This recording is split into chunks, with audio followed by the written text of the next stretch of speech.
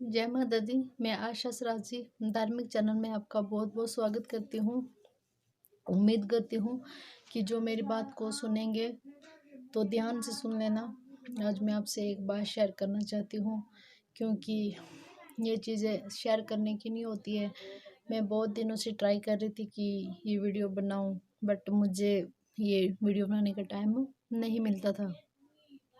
आज मुझे ये वीडियो बनाने का टाइम मिला है, क्योंकि मेरी फैमिली घर पे ही होती है। मुझे ये टाइम वीडियो बनाने का टाइम नहीं मिलता है। तो आइए आज मैं आपके सवाल का जवाब देती हूँ।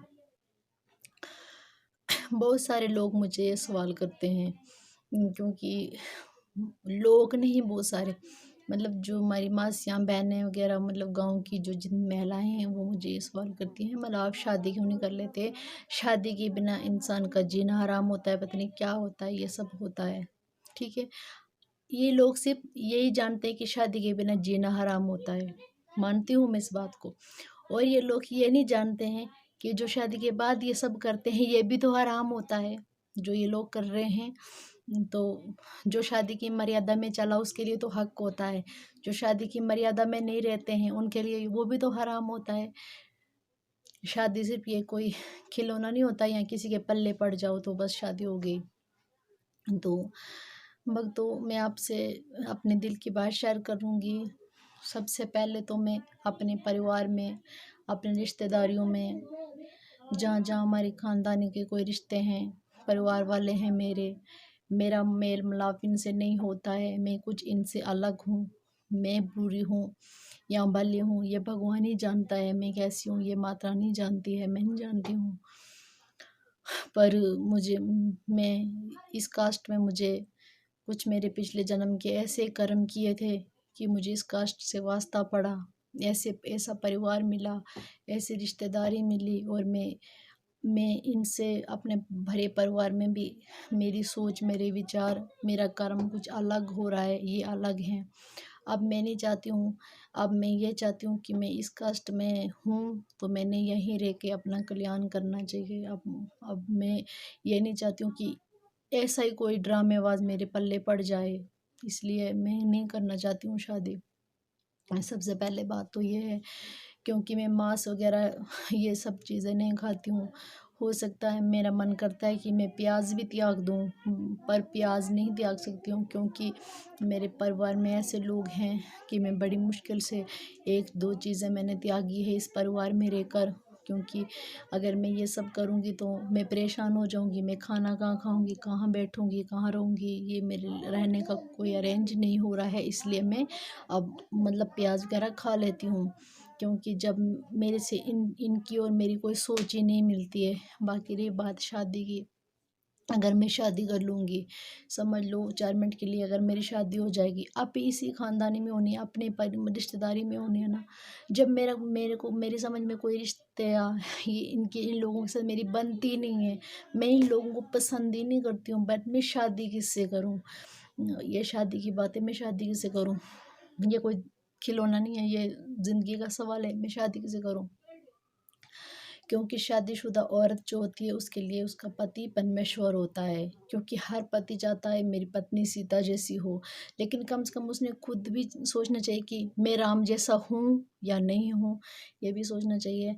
अगर कल को मैं शादी कर लूँगी, चाहे फिर मेरा पति शराबी होगा, मुझे उसकी बात माननी पड़ेगी। चाहे मांस खाएगा, मुझे उसके लिए मांस बनाना पड़ेगा। जागरण में नहीं जाने देगा तो मेरे को उसकी बात माननी पड़ेगी, क्योंकि जब तक मैं पति की सेवा नहीं करूँगी, जब तक मैं पति की पूजा नहीं करूँगी, पहला प्रणाम तो मेरा पति को ही होगा, दूसरा प्रणाम परमात्मा को होगा। अगर मैं उसकी उसकी बात ना मानूँगी तो देव देवते की सारी भक्ति मेरी भंग हो जाएगी। देव पूजा करने से तो मेरा कल्याण नहीं होगा, मुझे फल नहीं मिलेगा।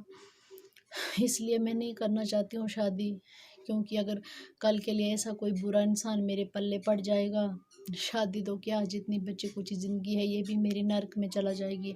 मुझे उसके बदले में, शादी के बदले में क्या मिलेगा? एक ऐसा बुरा इंसान मिलेगा जो मुझसे शराब, मीट, गंदी उल्टी सीधी बातें ये सब चीज़ें करेगा, तो मुझे कहीं जाने नहीं देगा। फिर गाँव वाले या कोई संगत वाला मेरा ये सोचेंगे कि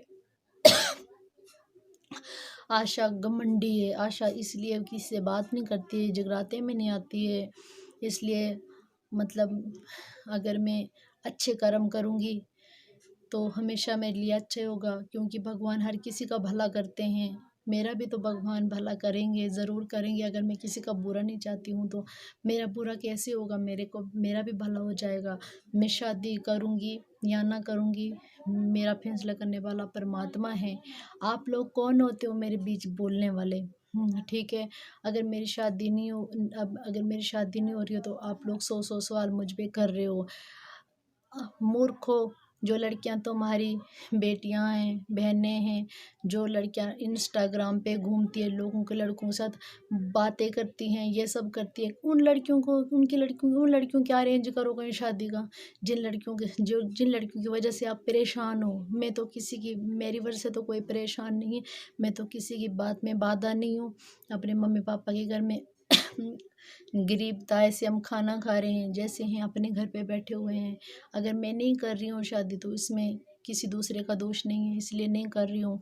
क्योंकि मैं चाहती हूँ मैं शादी करूँगी, मैं पतिव्रता बनना चाहती हूँ। मेरे दिल में बचपन से ये सवाल है कि मुझे पूजनी पति मिलना चाहिए, जिसकी मैं कदर करूँ।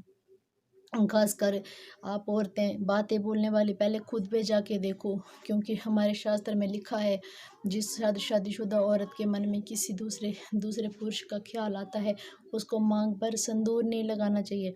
सिर्फ एक दिन करवा चौथ या कंचौथ की पूजा करने से पति की उम्र लंबी नहीं होती है, उम्र भर उसकी सेवा करनी चाहिए। उम्र भर उसका कहना मानना चाहिए कि वो खुद जीना सीखे। एक दिन फाके भूखे रहने से, और एक दिन भूखा रहते हो और उसके बदले पति से 10,000 का नुकसान कराते हो। तो ये चीज़ें क्या वो जो 16 श्रृंगार लेते हो या आप खुद सज धज के रहते हो, उससे तुम्हारे पति की लंबी उम्र होती है? उससे कभी तुम्हारे पति की लंबी उम्र नहीं होती है। पति की लंबी उम्र तब होगी जब आप उसको खुश करोगे, और पति खुश करना हर किसी की बस की बात नहीं होती है। मतलब मैं नमस्कार करती हूँ उन स्त्रियों को। आज भी पतिव्रता स्त्रियां बहुत है, खासकर मैंने देशा में देखी है, देशा में भी है, बट हमारे एरिया में है। मैंने बहुत स्त्रियां देखी है जो पतिव्रता है। नमस्कार करती हूँ मैं उन स्त्रियों के लिए, क्योंकि अगर पति गंद खाता है, पति गलत करता है, उसने खुद भुगतना है। स्त्री को, औरत को अपनी मर्यादा में रहना चाहिए। वैसे मैं भी चाहती हूँ कि अगर मेरा पति अच्छा होगा, मुझे कोई अच्छा पति मिलेगा, मैं उसकी पूजा करूँगी, क्योंकि जितनी माता की भक्ति की आराधना की है मैंने, मेरा कल्याण तभी होगा जब मैं पति के चरणों में पड़ूंगी और अपने पति की सेवा करूंगी। कम से कम मुझे वो पति वैसे ही होना चाहिए ना। उस इंसान, इस वक्त हम हैं, अगर हमें कोई धार्मिक मानता है, हम पहले धार्मिक बने तो तभी माने ना। अगर मैं पूजनी पति ढूंढ रही हूँ, पहले वो पूजनी बने तो तभी पूजू ना मैं उसको। ऐसे खामखा मैं किसी से शादी कर लूँ, कोई मुझे शादी का शौक थोड़ी ना चढ़ा है। मैं धार्मिक कार्य में लगी हूँ। अगर जिस इंसान का मन जैसा होता है ना, उसका तन भी वैसा ही होता है। अगर मेरा मन जैसा है, मेरा तन भी वैसा ही है, मेरी सोच भी वैसी है। कहते हैं जिस बात को मुंह से बोलो उसको पहले मुंह में तोलो। मतलब ये बात है कि मतलब जो मैं बातें कर रही हूँ मैं दिल से कर रही हूँ। मेरे पास कोई खुली किताब नहीं पड़ी हुई है कि मैं उसको पढ़ पढ़ के ये बातें कर रही हूँ। इसलिए मैं नहीं चाहती हूँ कि मेरे साथ कोई बुरा हो। सिर्फ शादी करने से किसी का कल्याण नहीं हो जाता है। अपना नाम रोशन करना और अपने आप का कल्याण करना, इंसान को भला और बुरा अपने हाथ में होता है। इसलिए मैं नहीं कर रही हूँ शादी। तो आज आपने मेरा ये जवाब सुन लिया है। मुझे मतलब कोई भी कमेंट में, या मैंने अपने चैनल की शुरुआत की है मसा से, तो मुझे कोई गलत कमेंट ना करें। और जिसको मेरी बात अच्छी लगेगी मुझे लाइक ज़रूर करना, और मैं ऐसे ऐसे वीडियो आपको शेयर करती रहूँगी। जय माता दी।